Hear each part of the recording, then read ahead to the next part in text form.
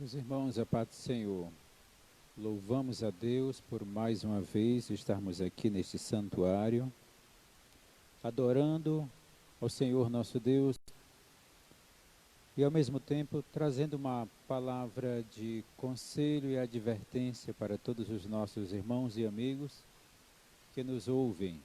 Para nós é uma satisfação e uma alegria em saber que estamos mais perto da vinda do nosso Senhor e Salvador Jesus Cristo. Para nossa meditação, em poucas palavras, Marcos, Evangelho segundo escreveu Marcos, capítulo de número 13. Marcos, capítulo de número 13, e ainda iremos fazer uma observação em um texto sagrado, em 1 Coríntios, capítulo 15, versículo 52. Mais precisamente, o que nos chama mais atenção é este versículo. Marcos, capítulo de número 13, versículo 32 e 33, que diz: Mas naquele dia e hora ninguém sabe, nem os anjos que estão no céu, nem o Filho, senão o Pai. Olhai, vigiai e orai, porque não sabeis quando chegará o tempo. Amém. E a leitura mais conhecida de toda a igreja, 2 Coríntios, capítulo 15, e o versículo de número 51, que diz assim: Eis aqui vos digo um mistério, na verdade nem todos dormiremos, mas todos seremos transformados. No momento, no abrir e fechar de olho, ante a última trombeta, porque antes a última trombeta chegará. Recapitulando o número 52. No momento, no abrir e fechar de olhos, ante a última trombeta, porque a trombeta soará, e os mortos ressuscitarão incorruptível, e nós seremos transformados. Amém. Louvado seja o Senhor nosso Deus. Tempos difíceis para muitos e tempos bons para outros. Sempre a vida é assim. Mas nos chama a atenção este primeiro versículo que nos diz em Marcos: porque os anjos do céu não sabem o tempo, e nem o Filho, mas unicamente o Pai. Olhai, vigiai e orai, porque não sabemos o tempo. Esse texto é muito comentado entre nós, o povo de Deus, a respeito da vinda do nosso Senhor e Salvador Jesus Cristo. Que os anjos não sabem o dia, nem o Filho, mas unicamente o Pai. Mas nós sabemos, com muita clareza, que Jesus Cristo, na sua vida ministerial, quando estava aqui ainda na terra, horas ele falava como o Filho do Deus Altíssimo. Olha, horas ele falava como o próprio Deus. Mas tinha momentos que ele falava como homem, como filho de José e Maria. E como filho de José e Maria, aqui ele fala: nem o filho sabe, mas como Deus, ele sabe perfeitamente. E os discípulos, ouvindo isso, e com o passar do tempo, dos ensinamentos, eles desconfiaram que Jesus não queria dizer quando era a vinda dele. E na verdade o Senhor não disse a ninguém. E nessa desconfiança dele, eles chegaram a perguntar: pelo menos nos diz que sinal haverá da tua vinda. E a gente sabe com muita clareza dos sinais que antecede a vinda de nosso Senhor e Salvador Jesus Cristo. O nosso Senhor sabe de todas as coisas. Depois da morte, ele disse: todo o poder foi me dado nos céus e na terra. Assim sendo, ele sabe o dia que ele vem buscar a noiva dele. Só pertence a ele saber, e ao Pai, e o Espírito Santo, e a mais ninguém. Porém, os sinais estão se cumprindo a cada dia. E já o apóstolo Paulo, escrevendo aos Coríntios, ele diz: que na verdade nem todos nós dormiremos, mas todos nós seremos transformados no momento, ante a última trombeta tocar. Ele fez uma comparação com relação à andada do povo de Israel, quando estava rumo à terra prometida. Muitos acampamentos eles fizeram, moraram em muitos lugares durante 40 anos de trajetória. E eles tinham o controle de todo o acampamento e dos movimentos, do trabalho cerimonial e muitas outras coisas. E segundo os historiadores, eles tinham dele, como recolher o povo. Mas tinha o toque da última trombeta que eles tocavam, quando estavam naquela trajetória. O toque da última trombeta revelava ao povo, porque tinha o toque de recolher, o toque de começar as atividades, mas tinha o toque da última trombeta, que era quando todo o povo já estava pronto, com a mala arrumada, com a bagagem, o saco, a trouxa, pronto para sair de um lugar para o outro. Aí tinha o toque da última trombeta, era no momento de partida de um lugar para outro. E o apóstolo Paulo faz alusão a este, e diz que o arrebatamento da igreja vai tocar uma trombeta. E ante a última trombeta tocar, os mortos em Cristo ressuscitarão primeiro. E nós, os que estamos vivos, seremos transformados no momento, no abrir e fechar de olho. E que trombeta é esta? Quando a trombeta era tocada no povo de Israel, todos ouviam. E Jesus virá uma vez só para o mundo inteiro. E as trombetas estão tocando. Mas nunca se ouve o toque de uma trombeta que o mundo inteiro não soubesse, que o mundo inteiro não sofresse, que o mundo inteiro não participasse. É o que estamos participando nesses últimos dias. Mas o toque sempre tem um tempo que fica tocando. E depois que termina o toque, sempre para acontecer alguma coisa, também tem um determinado tempo. Seja curto ou longo, mas tem um determinado tempo para que o que acontecer, acontecerá. E agora chamo a vossa atenção para o segundo versículo lido, que diz assim: olhai, vigiai e orai. Ninguém está mais preparado do que aqueles que estão vigiando e orando. Você está em casa, e agora se cumpre aquele ditado que você sempre dizia e diz: lar doce lar, o meu lar é um pedacinho do céu. Realmente você está fazendo do seu lar um pedaço do céu? Vigiando e orando?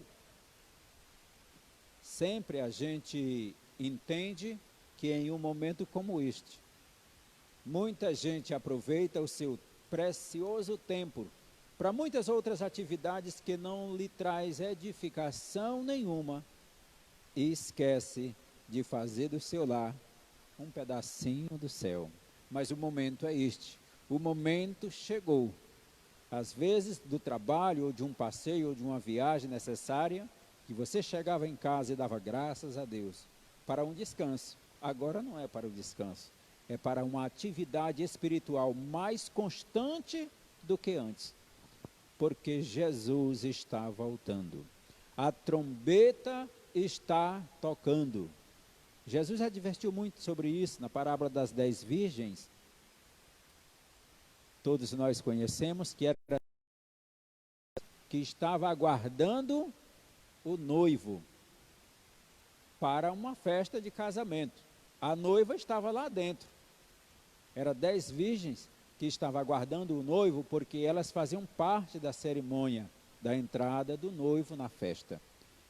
Se não fosse assim, a Bíblia estava ensinando o homem a casar com 10 mulheres, com 10 moças, mas não era. Elas faziam parte da cerimônia da festa. E dentre elas tinha 5 bem preparadas e 5 que não estavam preparadas. Todas dormiram, todas estavam no mesmo lugar, mas o preparo das 10 para manter as lâmpadas acesas, só 5 tinham. As lâmpadas eram pequenas, segundo alguns estudiosos, cabia 3 em uma mão, feita de barro, o azeite era muito pouco para mantê-la acesa e por isso logo se apagava e precisava repor. E todas elas estavam com as lâmpadas, mas apenas 5 tinham azeite de reserva. 5 estavam preparadas. Quando ouviu-se o anúncio, aí vem o noivo, as que não tinham azeite de reserva tiveram que sair e perderam a festa de casamento. O anúncio é, aí vem o noivo. Todos que estavam lá ouviam. E este anúncio, aí vem o noivo Jesus Cristo para o mundo inteiro. Será se é este que estamos participando agora?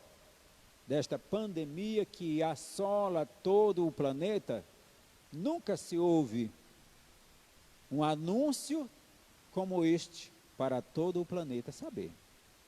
Estamos vivendo em tempos difíceis e nos últimos dias, e a preocupação de muitos pastores é como está a ovelha. Está preparada para este encontro glorioso? Como está a sua vida de oração? Muita gente encontrou atividades e criatividades para muitas coisas, menos para orar.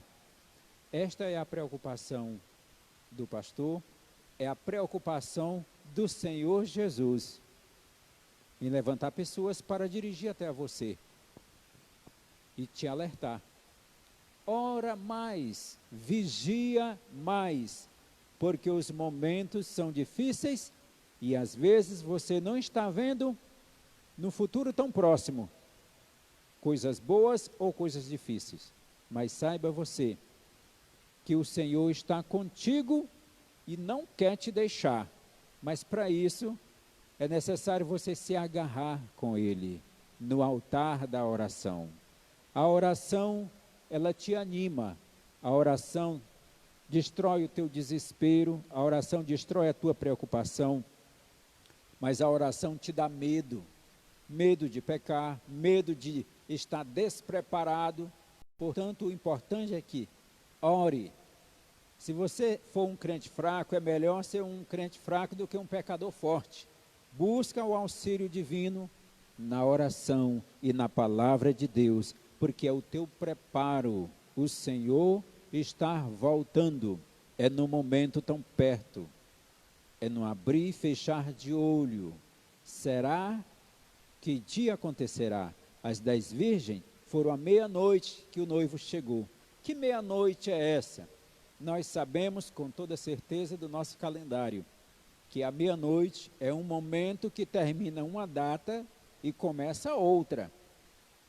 E a meia-noite da Bíblia sempre foi um momento em que terminava um acontecimento e começava outro na vida do povo.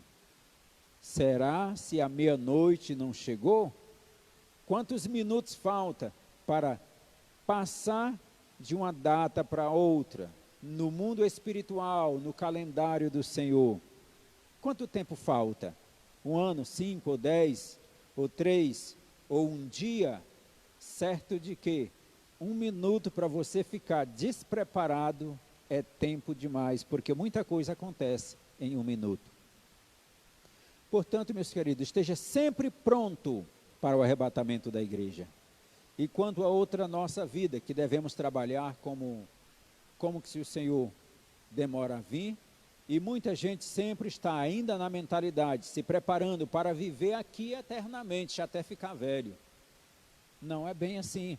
Todo dia tem gente indo ao encontro do Senhor, descendo a sepultura. Quem sabe se não é essa oportunidade que o Senhor tem preparado para te levar ao encontro dele, seja no arrebatamento, ou seja na morte.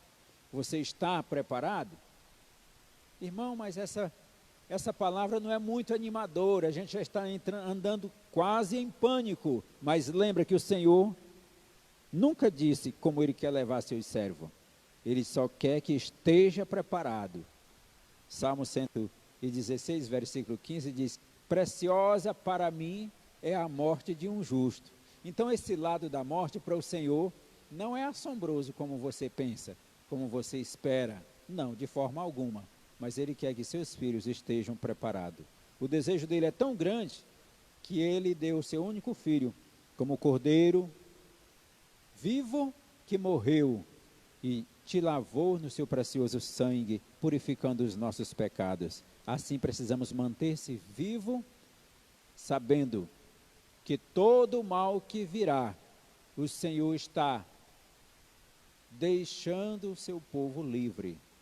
O Senhor está sempre em meio às circunstâncias. Às vezes o Senhor não te livra da hora, mas te livra na hora. O Senhor sempre está com o seu povo. Nós observamos que em todos os acontecimentos do povo de Deus, o Senhor sempre mantinha o justo livre de uma destruição, a não ser quando ele tinha um propósito na vida dele e na vida dos que iam ficar, usando aquele método para que assim ele trabalhasse com aquele justo. E o mundo pode ficar em pânico, mas existe um povo que não pode se desesperar. É o povo que aguarda a vinda de Jesus Cristo. Não podemos entrar em desespero de forma alguma. Mentiras são jogadas nas redes sociais de uma forma tão convincente que o mentiroso chora. O mentiroso fala em mistério. Mas é por isso que você deve estar em oração e vigiando. Porque o mentiroso pode fazer o que quiser, mas não te abala. Porque o Senhor sempre tem uma saída para o seu povo. Bendito seja o nome do Senhor. Quando o povo de Deus estava sofrendo na terra do Egito, Deus levantou Moisés, e em muitas outras proezas que o Senhor fez, quero aqui citar apenas uma. Na praga da escuridão, na praga das trevas, o Senhor disse a Moisés: olha, vai ser 3 dias de densas trevas, mas o meu povo vai ter luz lá nas cidades que ele mora. Para os egípcios, a escuridão foi tão grande que a gente podia pegar na escuridão. Eles passaram 3 dias sem se levantar do lugar, porque um não chegava ao outro. A escuridão era mais ou menos assim: você pode meter a mão dentro de um balde de água, que você apalpa na água, mas não segura ela. Se acender uma luz dentro da água, ela não clareia nada, nem acende. Assim era a escuridão. Eles acendiam uma luz, a luz só clareava ela mesma. Quem estava ao lado não dava de clarear. Portanto, foi 3 dias para os egípcios que um não via o outro. Mas lá nas cidades, aonde o povo de Israel moravam, tinha luz, eles faziam as coisas na sua lida doméstica, acendia luz e todos se viam e ninguém sofreu. Assim está o povo de Deus na terra. Nos dias de hoje, o Senhor sempre mantém o seu povo livre de uma destruição. Embora, se bem que nós sabemos que não é só o arrebatamento que o Senhor utiliza para levar seus filhos para o céu. O Senhor usa a morte, como já falei. Mas o importante é que o Senhor requer que você esteja preparado. Portanto, orai e vigiai, porque não sabemos o dia que o Senhor nos chama ou que Ele vem nos buscar. Portanto, a oração é a chave da vitória. A oração tira o medo de onde precisa ser tirado. A oração ela dá medo a quem precisa ter medo. A oração fortalece, enriquece, empobrece, ela traz, ela leva, ela abate, ela levanta, ela faz, ela acontece. Ela é um refúgio, ela é uma saída, ela nos dá força, ela é uma espada de luta, e assim é a defesa do crente, é a oração. Orai, porque o Senhor quer falar contigo. No teu lar, durante todos esses dias que você está sem congregar, quanto tempo você já conversou com o Senhor? Aquela conversa de você dizer o que está acontecendo, perguntar para Ele. Quantos achou bom ficar livre das responsabilidades de onde você congrega? Esse é um perigo muito grande, porque você está diante de uma situação